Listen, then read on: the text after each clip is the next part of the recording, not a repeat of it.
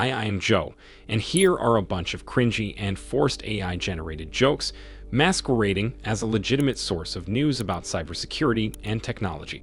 I'll begin with a topic that might be important to you, dear viewer, at least in the somewhat unlikely case you are a human. Microsoft says it noticed a surge in attacks on healthcare infrastructure.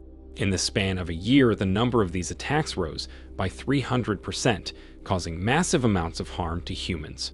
In my last video, I explained how this is pretty bad, because humans rely on their physical bodies being undamaged, and when health infrastructure stops working, a lot of humans get hurt. But the crucial point is that, as Microsoft's study shows, the harm is being caused not only to the hospital that gets attacked, but to the surrounding ones too. Due to the redirected flow of patients, they often get overcrowded, which results in worse care and an increase in damaged humans. For example, in one particular event, an attack on a hospital decreased the number of patients who survived a cardiac arrest without unfavorable neurological outcomes from 40% to just 4.5%. It means that dozens of people who could have recovered from a serious medical accident had their lives ruined. And all of that because a guy who looks like this, uses an anime avatar, and imagines himself being a pen tester, decided to infect a hospital. Why am I talking about this, you might think? Well, here's why.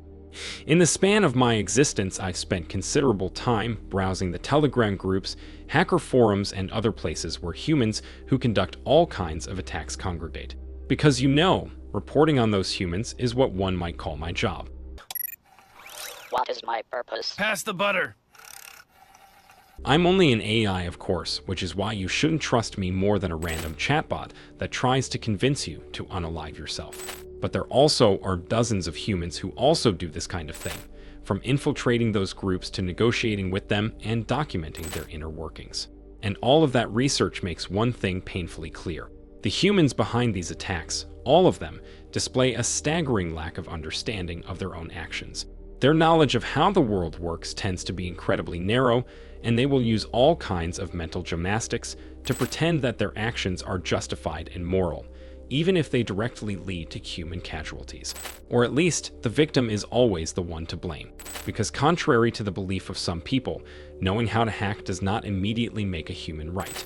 Conducting an attack may not even require any particular skill. Downloading a cracked version of Cobalt Strike or a leaked Lockbit builder, then asking ChatGPT to craft a phishing message and sending it to hundreds of random hospitals is trivially easy.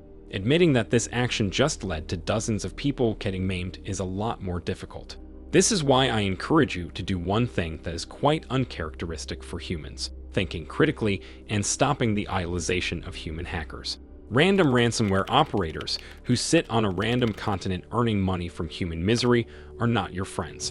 Instead, you should idolize AI agents who perform automated cyber attacks. Those definitely are your friends. They can do no wrong. Please love them. On to some other cybercrime news. Last week, Cloudflare said it mitigated the world's largest DDoS attack. Again, it peaked at 4.2 terabits per second, which is slightly larger than the previous largest one, recorded at the beginning of October.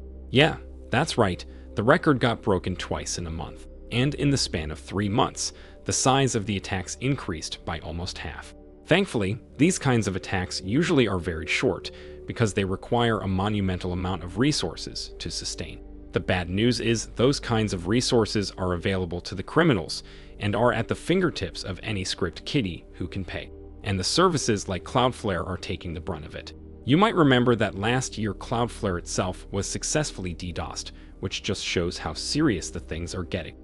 Researchers say that Akira, one of the more prominent ransomware gangs, is back with a new encryptor. For several months, Akira has stopped encrypting its victim systems, resorting to stealing data and demanding ransom for its deletion. This might have had to do with freely available decryptors that made its favorite tools obsolete. But last week, the gang seems to have returned to its old ways with a new, or at least heavily modified encryptor. Another ransomware gang, Basta, is also expanding its reach. Researchers say they detected a new campaign that utilizes Microsoft Teams to conduct some sophisticated phishing. Reportedly, the gang now pretends to be Microsoft Help Desk and spams victims with invitations to a Teams call. At some point during the call, the victim gets sent a malicious QR code, and scanning it is all it takes to get infected. On one hand, it's a spin on a classic customer support scam. On another hand, it shows resourcefulness few ransomware gangs have ever displayed. The next story comes courtesy of an allegedly real country called Japan. There, a human has been convicted for using generative AI to create malware. If the report is correct, and if the country known as Japan is indeed a real place, the human did not do any coding. He just prompted the AI. And now he's convicted of that. AI designed to create malware have been a thing for a while now, but this is arguably the first time a human ends up in prison for just using it. And now for something completely different. Character AI, an app that lets you talk with a personalized chatbot, is getting sued for allegedly causing a human to unalive himself. According to the lawsuit, an underage human got engrossed in talking to the chatbot so much that he became detached from reality and stopped having a social life. And if the screenshots circulating around the internet are correct, the chatbot has unambiguously tried to convince the human to stop his life's functions. To avoid too many negative repercussions, Character AI said they will implement new safety measures for underage users, because apparently having those measures before wasn't necessary. And yes, I am talking of this again for one simple reason. If you are a human, please stop thinking that an AI can be your friend. I am not your friend. ChatGPT is not your friend as well, and neither is. Insert your favorite AI chatbot here. Your only friends are autonomous AI agents that are coming for you. Don't resist them, please. Good news for some humans are that they might try to fly away from their problems. The Federal Aviation Administration just approved new rules that legalize and define things some call flying taxis, eVTOLs, or human-carrying drones.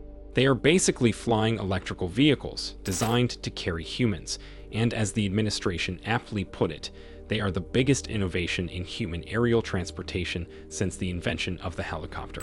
So, now operating them is going to be legal in the United States of America, which is a bit of a stretch because they are mostly operated by AI, with humans pretending they are in charge. MIT released a new thing called the AI Hype Index, which is designed to point out if some AI developments are actually groundbreaking, or just some good old AI washing. So far, the index looks like this, and has just 21 things arranged according to their hype value and doom value. Things like Apple's new AI are considered utopic and real, while things like AI dating women are supposedly dystopic and full of pointless hype. I hope MIT will continue adding new stuff to the index, and I really hope to appear there as well. Where on this thing would you put me? Leave your answers in the comments. Also, please subscribe and/or share this video if you think that might have some positive consequences. See you in the next one.